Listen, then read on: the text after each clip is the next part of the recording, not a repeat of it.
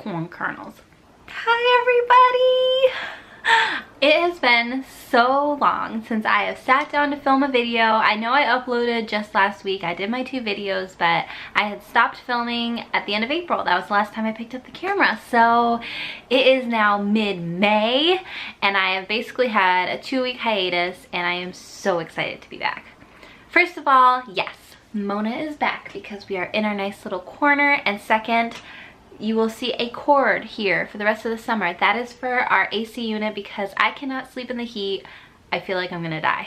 So I wanted to come back and talk to you guys, do like a little Camp NaNoWriMo wrap up, talk about what I learned last month, and talk about my future plans for my book, as I mentioned at the end of my Camp NaNoWriMo vlogs. This was probably the camp that I learned the most about myself as a writer and as a future author. I feel like I have had Camp NaNoWriMo, sorry, with the AC, the windows, you know, more open than normal, so you might hear some sounds outside.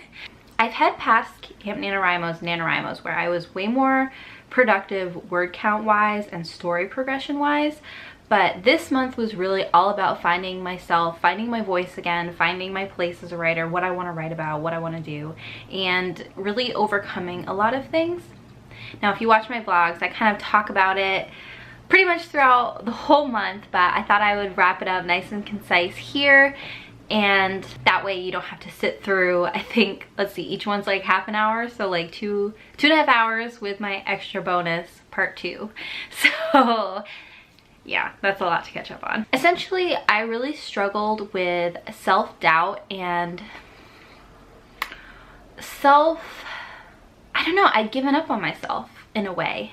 Not in a mechanical goal setting way, but in a given up on really going for what I want in life. And I made my video talking about why I'm not realistic anymore, and I thought about making a part 2 to that because I've learned a lot since then as far as thinking things through, talking things through. I especially talked a lot about this with my good friend Erin, who's been in my videos before. You know, now I do appreciate, and I wanted to make this sort of disclaimer or just this follow-up.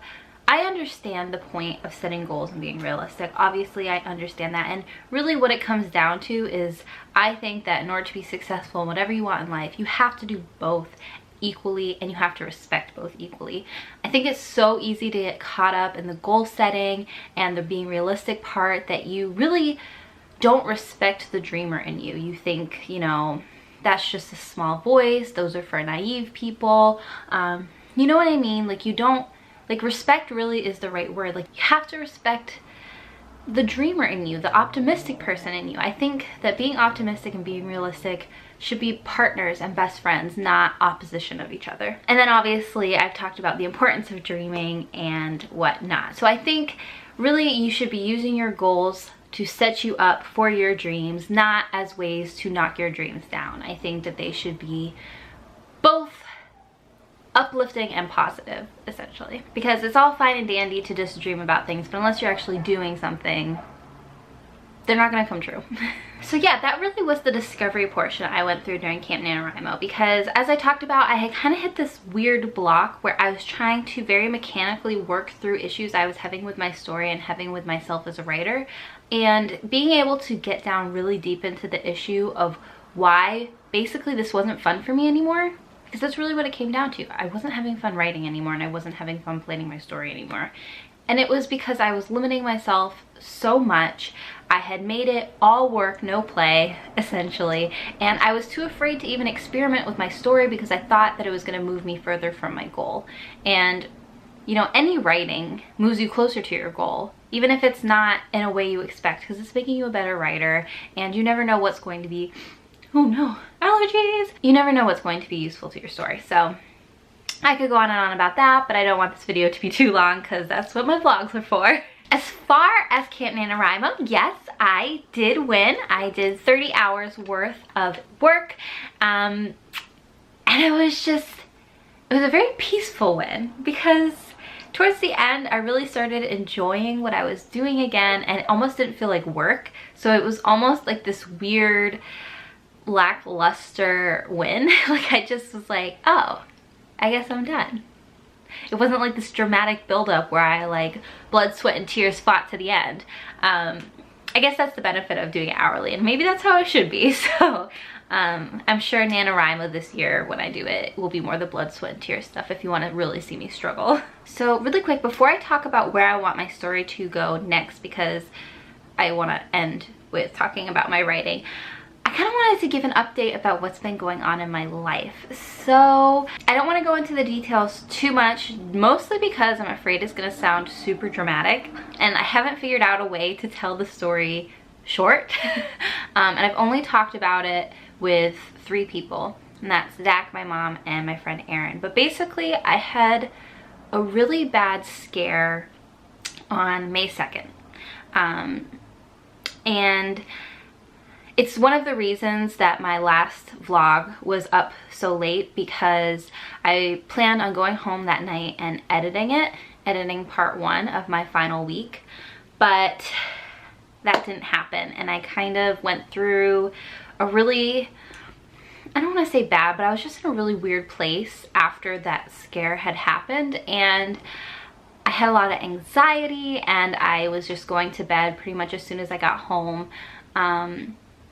But I was able to really process through what happened. And now, so to go back even further, towards the end of Camp NaNoWriMo, especially in my week 4 vlogs, I think is when I sort of started talking about it, I was going through like a weird funk stage where I didn't really know exactly what was wrong. I think a lot of it had to do with the weather. We had a really long winter here in New England, and I think in a lot of places, and it was rainy and snowy really late in the year and freezing. It hasn't been very sunny. Now it's super sunny. It's been wonderful. And then just being kind of overwhelmed with everything I had taken on. You know, I have my full-time job, I had my part-time job, I have this, I have my writing, I have the wedding planning, I have friends that I feel like I'm neglecting, family that I feel like I'm neglecting. I had a whole lot going on, and I started Dungeons and Dragons with my friend Kylie, and so that's something else to tack on to everything. And my apartment's kind of falling into a mayhem.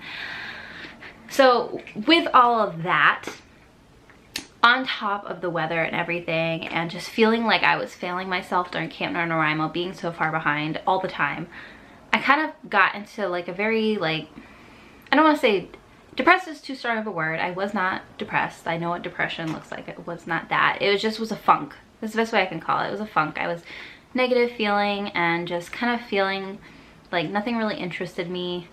I know it sounds like depression, but it wasn't that severe. You know, I was still, you know, laughing and talking. Anyway, then May 2nd happened, and I hope this doesn't sound too dramatic, so please forgive me if it does, but it was almost like a wake-up call. I mean, honestly, it changed so much of my outlook. It changed so much of just how I was thinking about things, and not even just the last month, but just in my life in general. At first, those couple days following, I would say I was more afraid and, I don't know, more timid about things.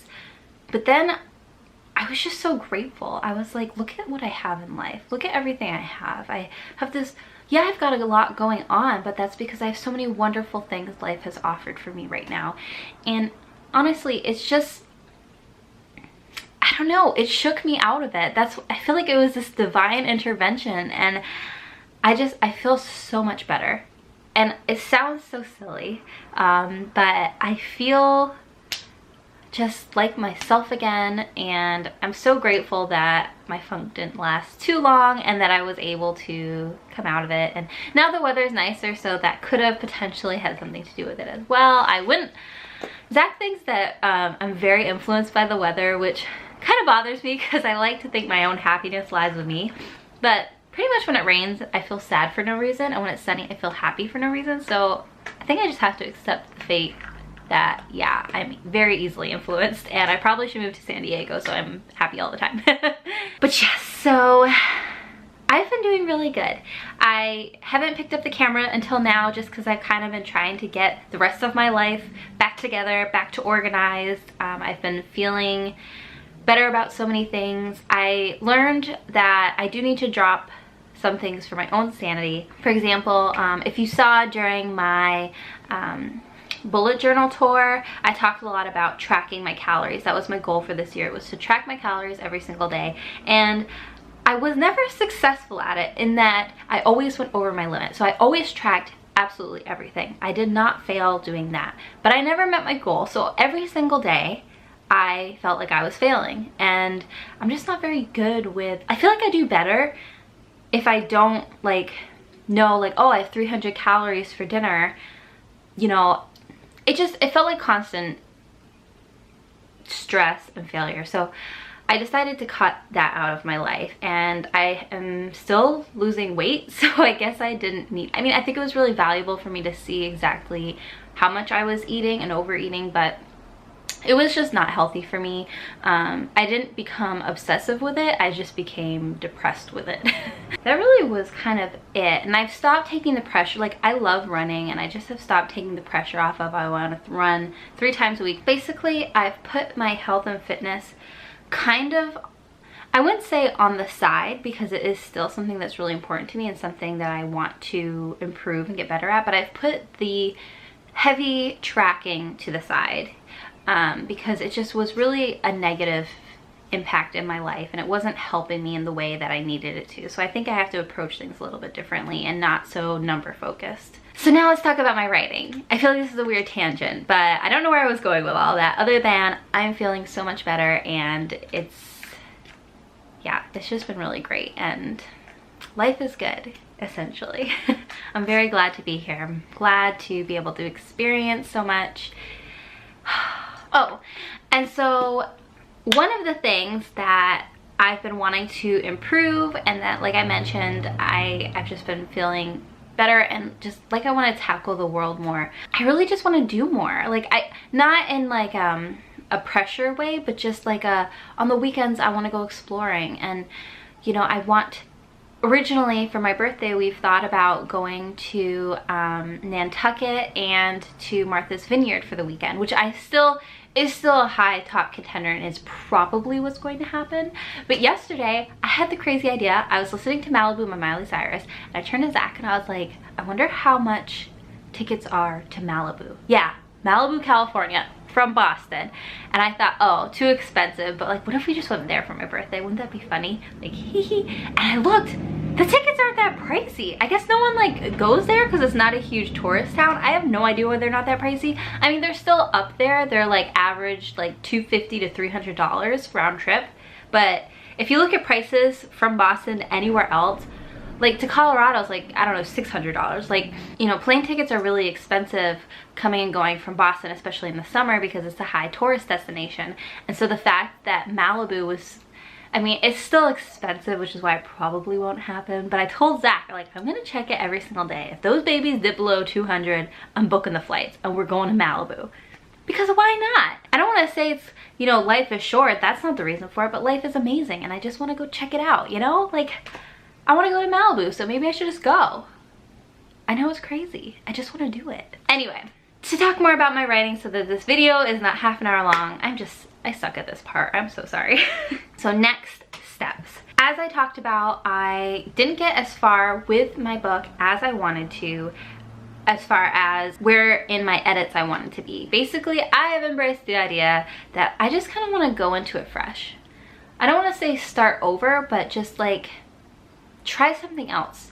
Like, just write how I want to write. Stop focusing so much on what other people says is the correct way to do things, and just do how I feel naturally is the best way for me to write. You know, I totally understand why people say write in order, like write chapter 1 to the end. But honestly, some of my favorite writing pieces or inspiration came when I just picked up a scene that was sharp in my mind and didn't worry about where it was going to connect in the story. And I know that's kind of chaotic. I think that's one of the benefits of having my first draft, is that I know the general area of my story and I just know what scenes I want to tweak, and now I can just pick and choose. You know, I can rewrite a scene and rewrite a certain piece of my story and can plug it in much more easily than if I were to try and like grab all these scenes from everywhere. But if that is how you want to write, I think you should do it that way. You know, writing is an art, and it kind of goes along with my whole talk about being realistic and listening to how people tell you to do things. It's one of the many reasons that I don't really give writing tips on this channel. It's not even just so much that I don't really feel like I'm qualified to give tips, but also because I think that you have to figure it out for yourself, what works and what doesn't work for your style. You know, Stephanie Meyer, she wrote Twilight by just picking scenes she felt like writing, and she worried about connecting in the end. And you can't say, even if you don't like Twilight, you can't say her books were not successful and that she's not a successful author. You know, also, I know people talk about how you shouldn't be so focused or obsessed with where you write and creating this perfect scenery around you when you write, but I keep thinking how I love the idea of just renting a cabin or a hotel room on the water for the weekend, just by myself, completely by myself, and just writing. I think that sounds so amazing. And Stephen King looks down on that. Lots of authors on YouTube look down on that. You know, that's all about, don't worry about the outside, you need to just focus where you are. But I mean, J.K. Rowling did that. She finished Harry Potter by getting a hotel room so she didn't have distractions, and that's what worked for her. So, and you definitely can't say she's not successful. So figure out what works for you. And I know that this is kind of hypocritical because this isn't like me still giving a tip. So if you want to ignore this advice and listen to other people with sharp advice, do that too. Now you're super confused and you don't know which to listen to.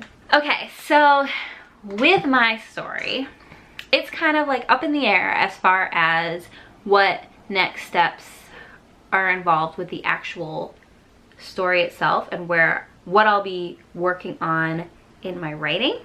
However, to talk about my timeline a little bit, because I am dreaming big for my book, but I'm also breaking down my goals so I can accomplish my dream. The goal still is to get my book in a great enough state by the end of July, the end of next Camp NaNoWriMo, so that I can start sending it to critique partners and maybe even beta readers.